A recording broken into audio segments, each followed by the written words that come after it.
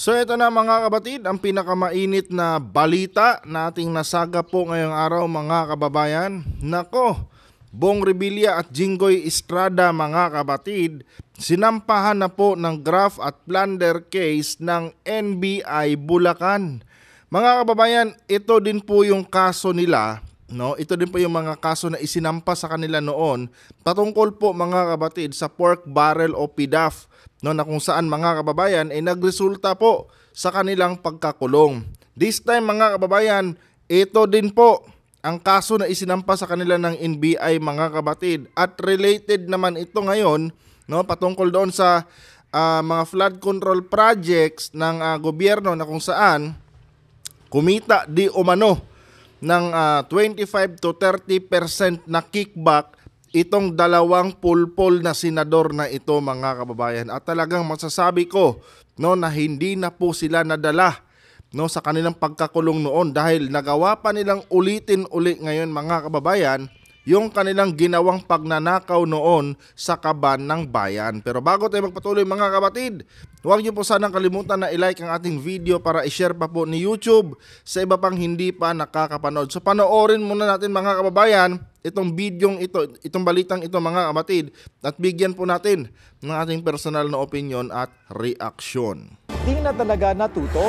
Matapos maabswelto noon, pinakakasuhan ngayon ng NBI Bulacan sina former Senator Bong Revilla at Senador Jinggoy Estrada. Kaugnay yan sa pagtanggap umano ng porsyento sa flood control projects. Sa mga hindi nakakaalam, kaya naabswelto to noon mga kabatid itong si Revilla at si Estrada dahil po yun mga kababayan sa tulong ni former President Duterte. Sinigong po ang dahilan mga kabatid kung bakit nakapagnakaw uli ito ngayon, no, itong dalawang pulpol na senador na ito na si Jinggoy at si Revilla, dahil po yun mga kababayan sa tulong ni Duterte. Kaya kung meron dapat sisihin dito, walang iba kundi si Tatay Digong nyo mga kabatid. Narito ang exclusive agenda report ni Ivy Reyes. Hindi na lang si resigned Congressman Zaldico ang pinakamalaking pangalan sa listahan ng mga pinakakasuhan sa flood control scandal. Sa nakuhang dokumento ng Billionaire News Channel dated November 20, 2025, nagpasa ng motion to include additional respondents ang NBI Bulacan South District Office. Sabi dito mga kapatid, upon further investigation by the complainants,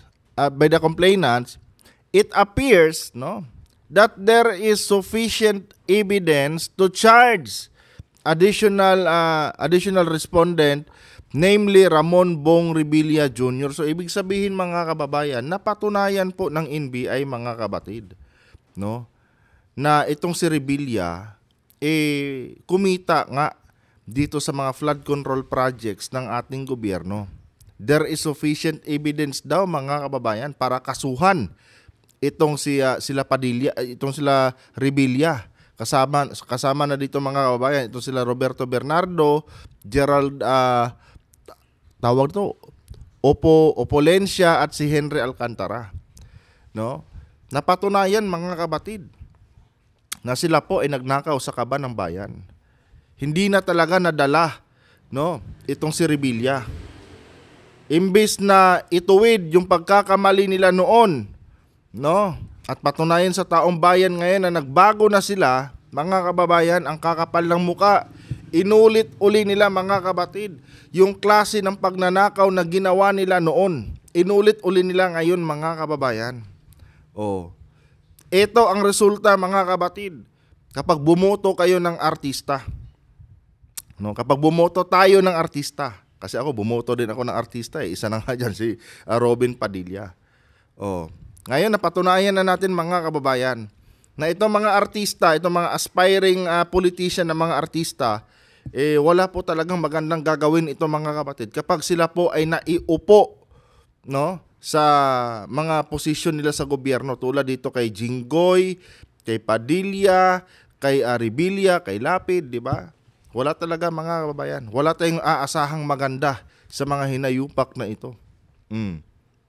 Kaya sa susunod na halalan, pag merong artistang tatakbo, thank you na lang, no? Pero wag na talaga nating iboto mga kapatid. Biruin nyo, no? Nakulong na minsan itong mga hinayupak na ito. Tapos ngayon, inulit pa uli nila yung kanilang ginawa noon na kung saan yun po yung dahilan ng kanilang pagkakulong. Di ba? Para isama si dating Senador Ramon Bong Revilla Jr. sa mga dapat kasuhan ng 2 counts of graft. Ang ebidensya ng NBI ay base sa affidavit ni dating DPWH Undersecretary Roberto Bernardo na kasama rin sa mga pangalang ipinadadagdag nila. Senator Ramon Bong Revilla Jr. I have a close and friendly relationship with Senator Ramon Bong Revilla, and we go all the way back since the time of Amay Bisaya and Mayor Viseo, who first introduced me to the former legislator while I was still a district engineer in Laguna sometime in 2005 or 2006. Ayon kay Bernardo, noong nakaupo pa si Revilla sa 19th Congress, humingi raw ito ng listahan sa kanya ng mga pwedeng pondohan na proyekto para Oh, diba?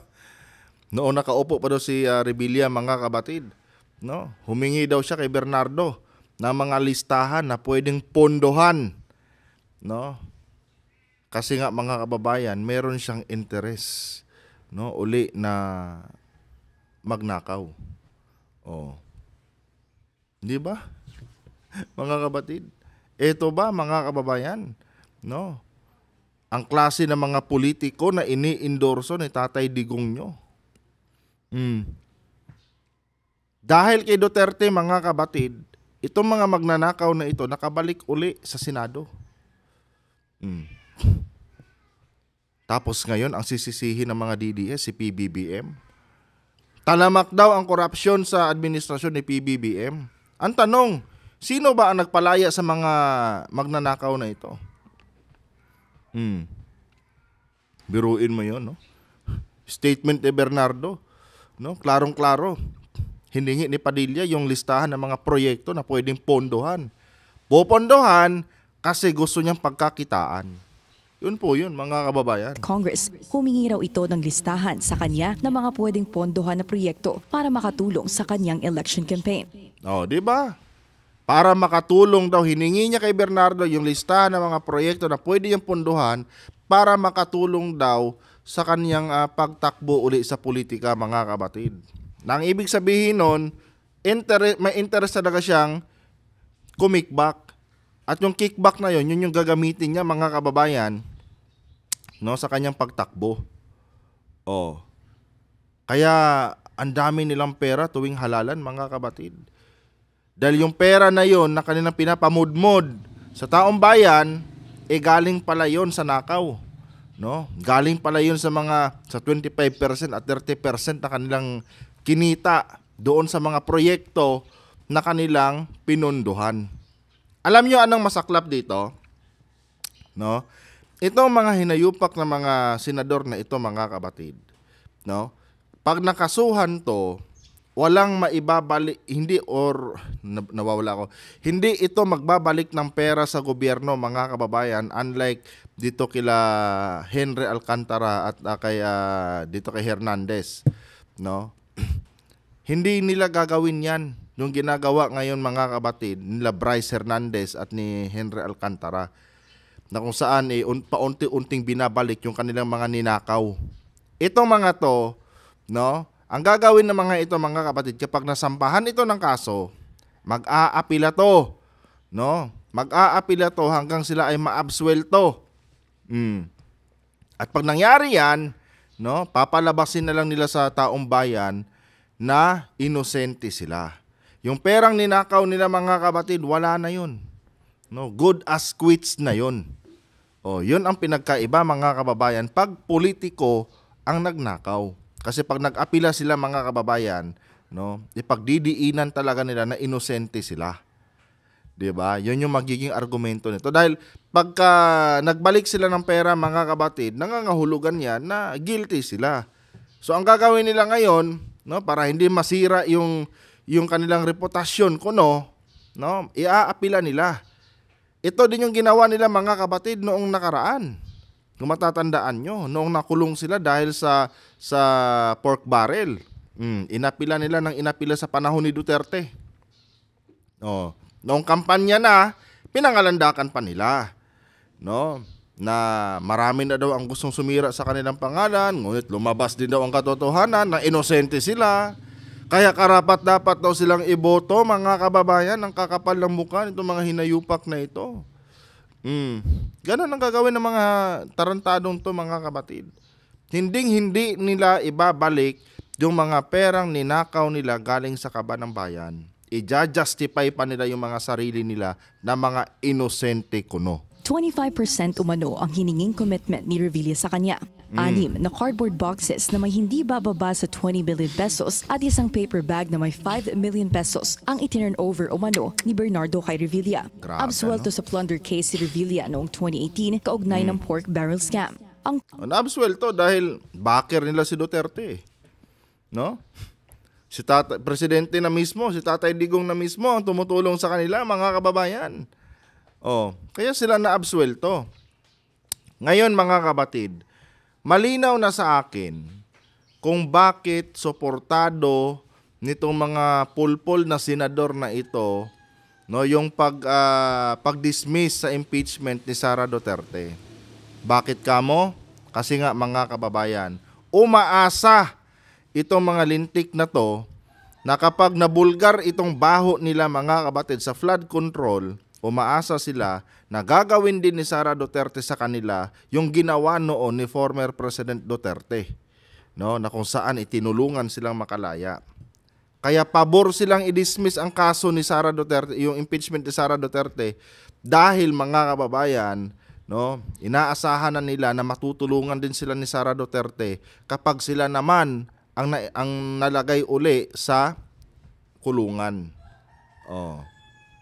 Klarong-klaro na ngayon, mga kapatid. Ito na ang totoong dahilan kung bakit nag-take side na sila sa side ni Sara. Kasi, mga kapatid, anticipated na ng mga hinayupak na ito, nalalabas talaga itong mga katarantaduhan na ginagawa nila. Inanticipate na nila itong mga kababayan. No? Kaya naging advance na sila. Diba? Suportahan natin si Sara.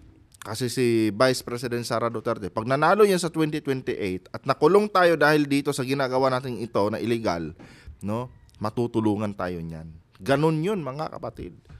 Nung una kasi, ang unang analyzation ko, kaya pumabor itong sila Jinggoy na ibasura yung impeachment ni Sara, kasi akala ko, mga kababayan, gusto lang nilang bumawi doon sa pabor na binigay noon ni Duterte sa kanila.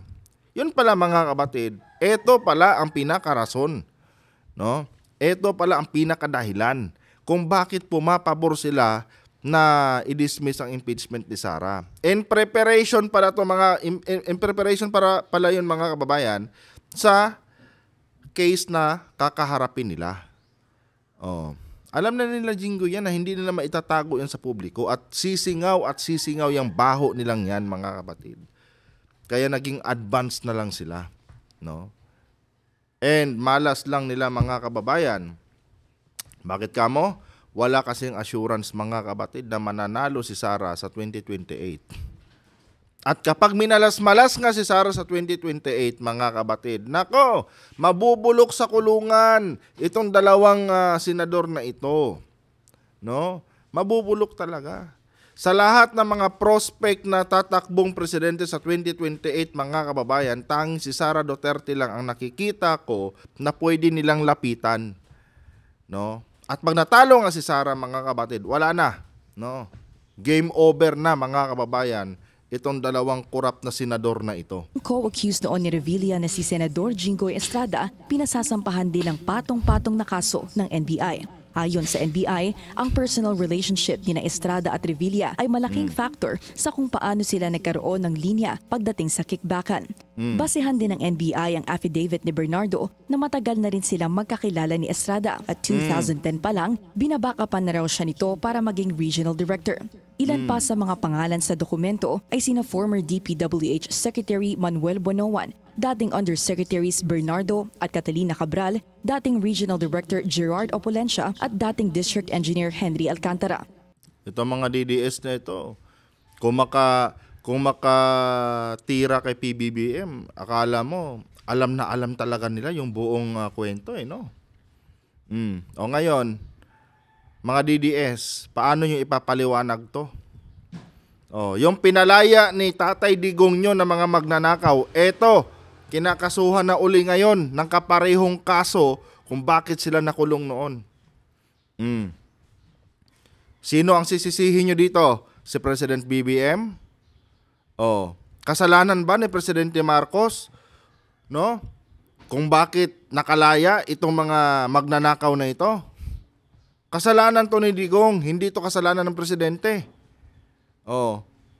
Lumabas na dito ang katarantaduhan ni Digong. Dahil sa kanyang pagpabor dito kay Jinggoy at kay Revilla, na ulit-uli, no? Yung mga pagnanakaw na ginawa noon nitong dalawang pulpol na senador na ito. Kung hindi sana pinalaya ni Duterte ito, di nabawas-bawasan sana yung mga korap na mga politiko sa ating bansa. Ang problema, mga kabatid, pinalaya ni Digong uhaw na uhaw, mga kababayan, sa pagnanakaw itong mga hinayupak na ito.